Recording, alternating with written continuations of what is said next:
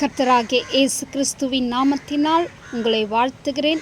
இந்த நாளில் நாம் தியானிக்க மடமடியாக தெரிந்து கொள்ளப்பட்ட வேத பகுதி பார்ப்போமானால், ஆதியாகமம் புத்தகம் 28ஆம் அதிகாரம் 15வது வசனம் சொல்கிறது, நான் உன்னோடு இருந்து நீ போகிற இடத்திலெல்லாம் உன்னை காத்து இந்த தேசத்துக்கு உன்னை திரும்பி வர பண்ணுவேன்.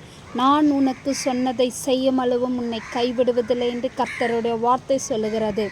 தேவன் யாக்கோபிடத்தில் சொல்லுகிறதான காரியம் பார்ப்போமானால், தேவன் யாக்கோபுக்கு என்ன வாக்கு தத்தத்தை கொடுத்தாரோ, என்ன வாக்கு பண்ணினாரோ அதை அவர் சொல்லுகிறார்.